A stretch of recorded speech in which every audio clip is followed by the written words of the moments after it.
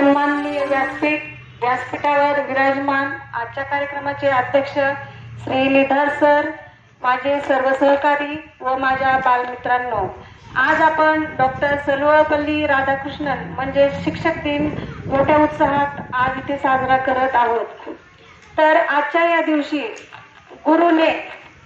गुरुने शिष्याला काहीतरी मार्गदर्शन केलं पाहिजे, त्याचप्रमाणे शिष्यानेही आपल्या गुरुविषयी आदर व्यक्त केला पाहिजे. आता काही मुलांनी आपले मनोगत व्यक्त केले, त्यातून त्यांनी आपल्या शिक्षकांविषयी आपल्या गुरुविषयी आदर व्यक्त केला. आता आमचा टर्न आहे तुम्हाला मार्गदर्शन करण्याचा. तर तुम्हाला मार्गदर्शन करण्यासाठी मी आज एक तुम्हाला गोष्ट सांगणार आहे, ती तुम्ही लक्षपूर्वक ऐकायची आहे आणि त्या गोष्टीतून तुम्हाला खूप काही शिकायला मिळणार आहे.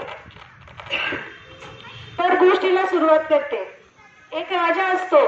एकदा तो राजा शिकारीला जायचं ठरवतो आणि दुसऱ्या दिवशी तो सकाळी लवकरच उठून शिकारीला निघतो. शिकारीला जंगलात गेल्यानंतर त्याला तिथे एक हरिण दिसतं आणि त्या हरणाची शिकार करण्याचा राजा ठरवतो. तुम्हाला तर माहीतच आहे की हरणाचा वेग खूप जास्त असतो आणि राजा त्याच्या मागोमाग धावू लागला. तो हरिण जास्तच वेगवान धावू लागला आणि असं धावत धावत मग राजा खूप दूरवर जाऊन पोहोचला आणि पोहोचल्यानंतर त्याला तिथं दिवस मावळला आणि मग आता परतणार कसं? आता परतायचं असेल तर त्याला सकाळची वाट बघायची होती आणि त्याला रात्रीचा तिथं मुक्काम करावा लागणार होता. मग त्यानं ठरवलं की आता आपल्याला तर आता जाण्याचा मार्ग रात्री दिसणार नाही, मग आपण इथेच मुक्काम करूया. पण मुक्काम कुठे करायचा? एवढ्या घनदाट जंगलामध्ये कुठं झोपायचं? मग त्यानं काय केलं, एका मोठ्या झाडावर तो चढला आणि आजूबाजूला कुठं काही निवारा दिसतो का हे तो शोधू लागला आणि त्याला दूरवर एक शेकोटी पेटलेली दिसली आणि मग राजाने ठरवलं की आपण त्या शेकोटीकडे जाऊया आणि तिथे आपल्याला निवारा भेटतो का कसा ते पाहूया. आणि त्यानंतर मग राजा त्या शेकोटीच्या दिशेने निघाला. तिथे गेल्यानंतर त्याला एक झोपडी दिसली. त्या झोपडीमध्ये एक दाम्पत्य राहत होतं आणि मग या राजानं त्या दोघांना विनंती केली की मला आजची रात्र तुमच्या इथे मुक्कामाची परवानगी देता का? तर ते दाम्पत्य म्हणले ठीक आहे, तुम्ही राहू शकता आजच्या दिवस.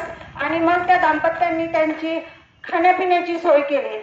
आता जंगलात काही पंचपक्वान्न मिळणार आहे का?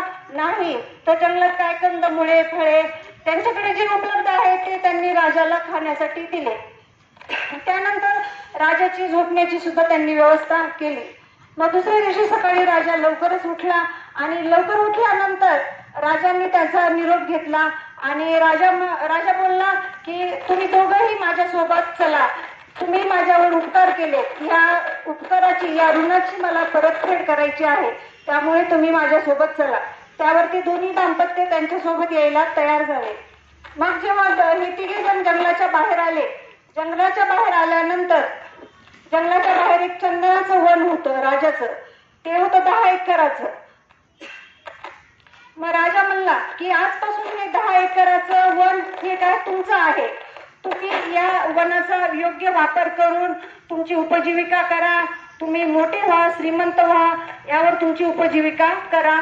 या हेतूने राजांनी त्याला ते 10 एकराचं वन चंदनाचं देऊन टाकलं आणि नंतर मग राजा आपल्या घरी राजवाड्यामध्ये आला. मग बऱ्याच दिवसाचा काळ लोटून गेला आणि मग राजाने ठरवलं की आपण आता जाऊन बघूया, त्या लोकांची परिस्थिती आता बदलली असेल, ते श्रीमंत झाले असतील. मग यांनी दिल्याचं त्याला काहीतरी समाधान मिळेल म्हणून राजा म्हणला आता आपण प्रत्यक्षात जाऊन बघून येऊया. मग दुसऱ्या दिवशी सकाळीच राजा त्या चंदनाच्या वनाकडे निघाला. चंदनाच्या वनाकडे गेल्यानंतर तिथलं दृश्य पाहून राजाने डोक्याला हात लावला. आता तिथं काय पाहिलं असेल बघा मुलांना त्याने. तर तिथं गेल्या मग ते दोघंही दाम्पत्य त्याच्या जवळ आले, त्याचे पाय धरले राजाचे आणि आभार व्यक्त करू लागले की तुम्ही हे आम्हाला चंदनाचं वन दिलं, त्यावर आम्ही उपजीविका केली.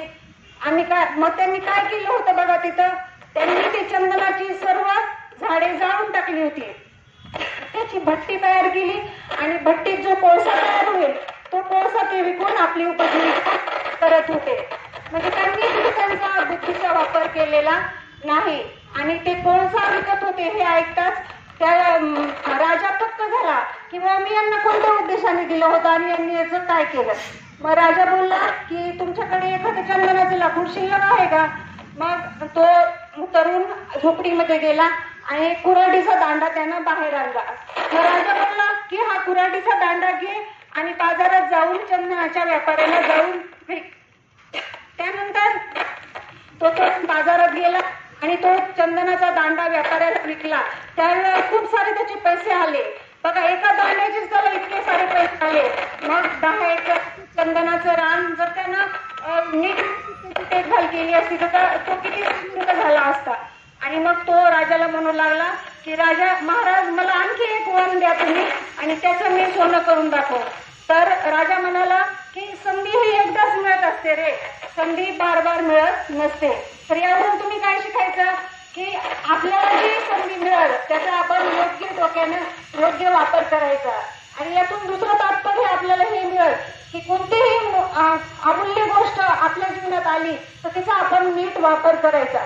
उदाहरणार्थ आपलं हे जे शरीर आहे हा सुद्धा आपला अमूल्य ठेवा आहे आणि हा अमूल्य ठेवा जपण्यासाठी आपण आपल्या शरीराला व्यसनापासून दूर केलं पाहिजे. एवढं बोलून इथंच थांबते. धन्यवाद. शिक्षण घेत होतो. भारतामध्ये शिक्षण घेत असताना मला स्वतः पंडित जवाहरलाल नेहरू हे माझे गुरु होते. मी ज्यावेळेस भारतामध्ये शिक्षण घेत होतो त्यावेळेस पंडित जवाहरलाल नेहरू हे माझे गुरु होते, माझे शिक्षक होते. आज मी किती मोठा असेल तरी ते माझे गुरु आहेत, मी त्यांचा शिष्य आहे. म्हणून मी त्यांना विमानतळावर आणण्यासाठी गेलो. मी राष्ट्राध्यक्ष आहे हे मला माहीत नाहीये. मी माझ्या फक्त गुरूंना आणण्यासाठी त्या ठिकाणी गेलेलो आहे. यानंतर मला जी शिक्षा होईल मी त्या शिक्षेस पात्र आहे. माझा हेतू, माझा उद्देश यामागचा काही नाहीये. असं त्या ओमान देशाच्या राजानं, राष्ट्राध्यक्षानं त्या चौकशी समितीला अहवाल सादर केला. त्यानंतर त्या चौकशी समितीने यावर कुठल्याही प्रकारची कार्यवाही नाही केली. का नाही केली? कारण गुरु शिष्याचं नातं जगाच्या पाठीवर जगाच्या कुठल्याही पदापेक्षा कितीतरी मोठं आहे. यामधून काही कुठला हेतू नाहीये, यामधून काही आपला काही स्वार्थ नाहीये, काही आपल्याला हे नाही करायचं, काही फायदा नाही, तोटा नाहीये.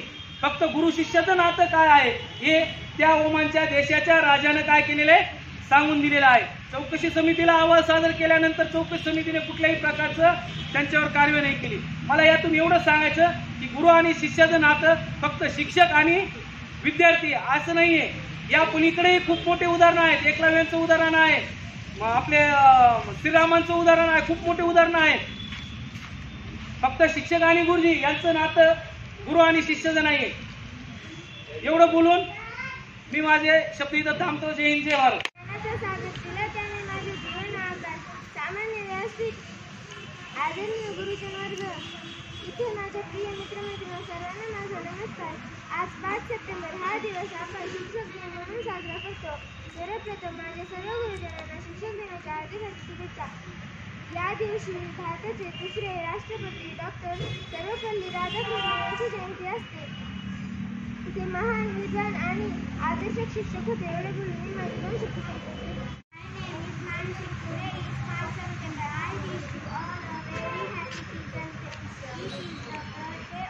अशा मंगल प्रसंगी आभार मानते आपले.